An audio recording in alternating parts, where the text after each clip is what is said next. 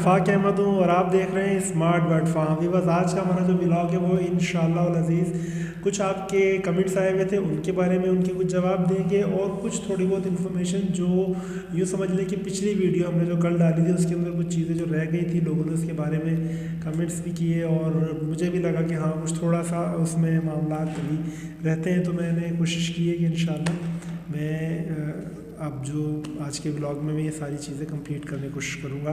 तो भाई एक तो कमेंट आया था हमें बलूचिस्तान से, गलबन तुर्बत के इलाके से था।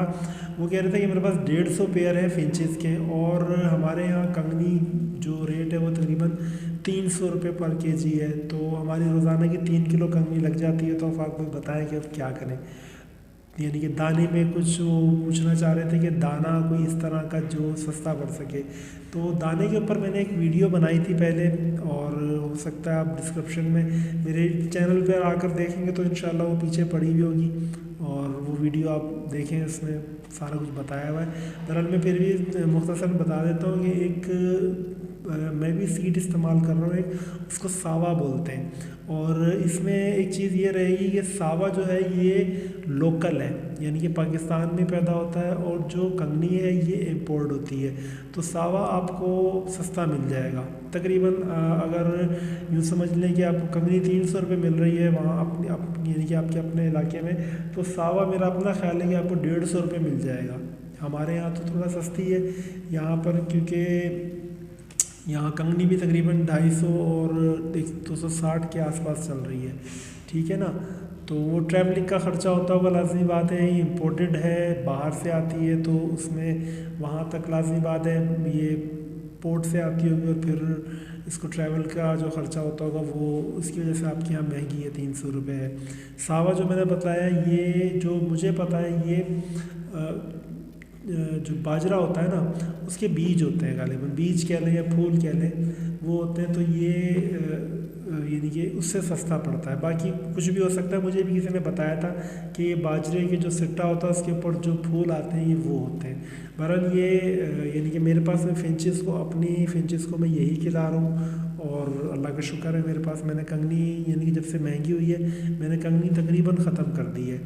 अच्छा, एक भाई पूछ रहे थे सॉफ्ट फूड रेगुलर दे सकते हैं? बिल्कुल दें भाई, कोई इसमें मसला नहीं है। सॉफ्ट फूड बल्कि मुझे इस हिसाब से बेहतर लगता है कि सॉफ्ट फूड जब आप बॉइल्ड कर लेते हैं आपको पता होता है दाना बिल्कुल साफ़ है, क्योंकि आमतौर पर जैसे मैं चावल भी बॉइल्ड करता हूँ ना तो उसके ऊपर जो वो यानी कि जो मैल वगैरह होता है ना, अव्वल तो हम धो लेते हैं चावलों को, ठीक है ना। अगर नहीं भी धोते तो वो उसमें मिट्टी वगैरह होती है तो वो ऊपर आ जाती है, तो वो दाना तो बिल्कुल क्लीन साफ़ हो जाता है, ठीक है। और उबाल के देने में या उसमें ये हो जाता है सॉफ्ट फूड जिस तरह बना के देते हैं उसमें मैंने आपको पिछली वीडियोस में मैं बतला चुका हूँ कि उसमें ये हो जाता है कि वो उनको जो बच्चों को खिलाना होता है ना वो उनके लिए आसान हो जाता है। यानी कि वो दाने को आम रूटीन में ये होता है कि आपने जो हार्ड फूड रखा हुआ है बाजरा कंगनी वगैरह उसको खाएंगे, पानी पिएंगे, उसको नरम करेंगे और फिर उसके बाद अपने बच्चों को खिलाएंगे। सॉफ्ट फूड में ये मसला ही नहीं है, वो इधर से उठाते हैं उधर खिला देते हैं तो वो उससे बच्चे बहुत हेल्दी रहते हैं, ठीक है। सॉफ्ट फूड में चावल और मकई ये दोनों चीज़ें आप इस्तेमाल करें, कोशिश करें कुटी हुई मकई मिल जाती है वो इस्तेमाल करें। मकई के अपने फ़वाइद हैं, अगर कच्ची यानी कि आप मकई देते हैं आपको यानी कि आप जहाँ भी रहते हैं आपको वहाँ अगर सस्ता मिलती है यानी कि भुट्टा जिसको कह देते हैं सस्ता मिलता है तो वो आप दें, उसका भी बड़ा फ़ायदा है अपनी जगह, ठीक है जी। तो ये वर्ष अच्छा, एक भाई अभी कुछ दिन पहले कमेंट आया था, वो पूछ रहे थे कि उन्होंने व्हाट्सअप किया था, वो कह रहे थे कि मुझे कोई इन्फॉर्मेशन चाहिए हुआ करे तो मैं आपको व्हाट्सअप कर लिया करूँ, मेरा नाम जहन में नहीं है। तो इसमें देखें मेरी अपनी जो कोशिश होती है वो ये होती है, अगर वो व्हाट्सअप आता है और उसके अंदर कोई ऐसी चीज़ होती है कि जिसके ऊपर वीडियो बननी चाहिए, व्लॉग बनना चाहिए, तो मैं वो अपने पास नोट कर लेता हूँ और मैं फिर उसके ऊपर पूरा व्लॉग ही करता हूँ। और अक्सर और बेशतर वैसे अब ऐसा होने लगा है कि जो आप लोग क्वेश्चंस करते हैं वो मैं उसके ऊपर वीडियो बना चुका होता हूँ उस टॉपिक के ऊपर पहले से। तो इसमें ये है कि आप अगर इनके मेरे चैनल पे कमेंट करते हैं बहुत बहुत शुक्रिया, करना चाहिए, अच्छी बात है। लेकिन अगर आपके जहन में कोई इस तरह का सवाल होता है तो एक दफ़ा आप मेरे चैनल पर जाकर चैनल को क्लिक करें, मेरी सारी वीडियोस आ जाएंगी और वीडियोस के अंदर आप चेक कर लें, हो सकता है आपका जवाब वहीं से आपको मिल जाए, ठीक है। एक भाई नंबर मांग रहे थे मेरा, तो मैं तकरीबन हर एक दो वीडियोस के बाद मैं अपना व्हाट्सएप नंबर वीडियो के अंदर दे देता हूँ। उसमें आप कुछ पूछना चाहें, कोई सवाल भेजना चाहें तो आप वॉइस पर भेज सकते हैं। मैं यानी कि अगर सवाल ऐसा होगा कि जिसका जवाब देना लाजमी होगा तो मैं ज़रूर दूंगा, क्योंकि अक्सर व बेशतर यानी कि ऐसा होता है कि मैं देखता हूँ कि जो जिन चीज़ों के ऊपर मैंने ब्लॉग किया होता है वो उनके ऊपर दोबारा यानी कि कमेंट्स आ रहे होते हैं कि जी इसके बारे में मज़ीद या इसके बारे में बतला दें, तो मैं उसके ऊपर अपनी पूरी जो भी इन्फॉर्मेशन होती है वो मैं दे चुका होता हूँ। तो मज़ीद मेरे पास बतलाने के लिए कुछ ऐसा ख़ास होता नहीं है जो मैं व्हाट्सएप पे कुछ अलहदा से बतला सकूँ, ठीक है। तो व्यूअर्स बाकी फिंचेस के बारे में भाई ने पूछा है कि फिंचेस का फ्यूचर यानी कि हम यानी जो रेट चल रहा है उसके हिसाब से बताएं कि फिंचेस अब डालनी चाहिए या नहीं डालनी चाहिए। उन्होंने भी दाने का हवाला देकर ही पूछा था कि भाई दाना तो 300 रुपये किलो हो गया है, अब बताएं कि फिंचेस डालना कैसा रहेगा। तो बात बिल्कुल सही है।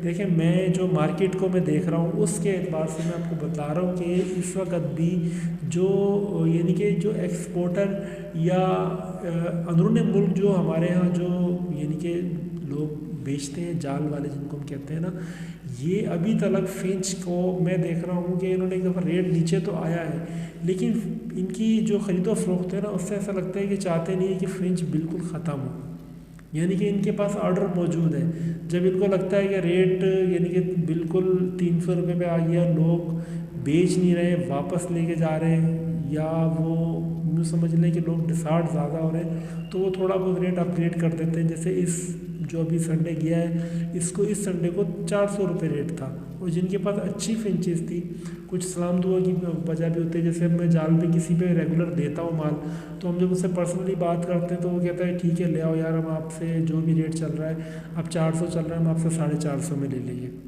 450 चल रहा है हम आपसे 500 में ले लेंगे। तो ये होता है, ठीक है ना। तो बस इसमें कोई ऐसा वो नहीं है रीज़न, यानी कि आप इसमें डिस्टर्ब होने की बात नहीं है।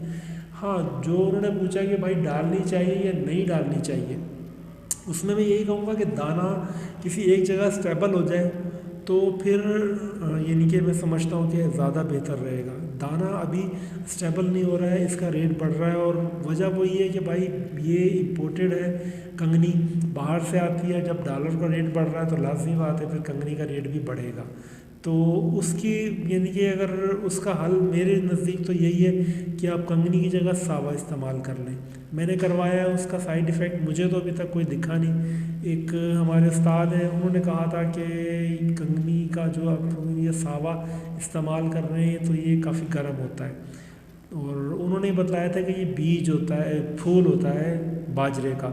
तो मैं तो देखता हूँ भाई बाजरा भी हम रेगुलर इस्तेमाल कर रहे हैं, अगर उसका फूल गर्म होता है तो बाजरा भी गर्म होता है। तो मेरे ख्याल में से मेरे पास मैंने काफ़ी दिन से मैं अपनी फिंचेस को तकरीबन यूँ समझ लें कि 60-70 किलो कंगनी अपना सावा खिला चुका हूँ। तो अल्लाह का शुक्र है मेरे पास यानी कि ऐसा कोई मसला हुआ नहीं। सॉफ्ट फूड भी रेगुलर देता हूँ और सावा भी देता हूँ, और मेरे अलावा भी एक दो फार्मर हैं मेरे अपने करीबी दोस्त हैं, वो भी रेगुलर सावा ही चला रहे हैं, तो उनके पास भी ब्रीड में कोई मसला नहीं हो रहा, ब्रीड सही चल रही है। और रेट भी तकरीबन अगर हम आज की उसमें देखें तो रेट तकरीबन आधा है, हमें 120-125 रुपये किलो सावा मिल रहा है होलसेल में, ठीक है ना। और रिटेल में आमतौर पर लोग रखते कम हैं, इसके बारे में कम लोगों को पता है। तो बहरहाल आप मार्केट में सर्च करेंगे तो ये मिल जाएगा आपको, ठीक है। ख़ास तौर पर जो अनाज मंडी यानी कि जो बड़ी मार्केट होती है आपके इलाके की, जो भी मार्केट है जहाँ से आपको होलसेलर जहाँ बैठे होते हैं वहाँ से आप पता करें, आपको मिल जाएगी ये, ठीक है। और बाकी मैंने बताया कि मेरे पास मेरे चैनल के ऊपर इसके बारे में वीडियो पड़ी है, आप नीचे जाके देखेंगे। फिंच के दाने के ऊपर मैंने जो एक बनाई हुई है, ये दाना महंगा होने की यानी कि क्या यानी कि हल होना चाहिए, वो आप देखेंगे आपको मिल जाएगी, ठीक है व्यूअर्स।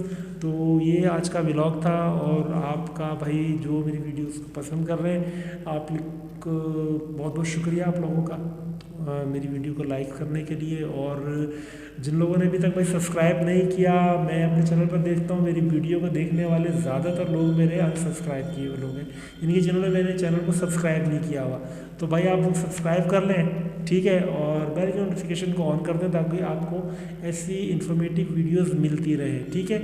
इसी के साथ इजाज़त चाहूँगा, अल्लाह हाफिज़।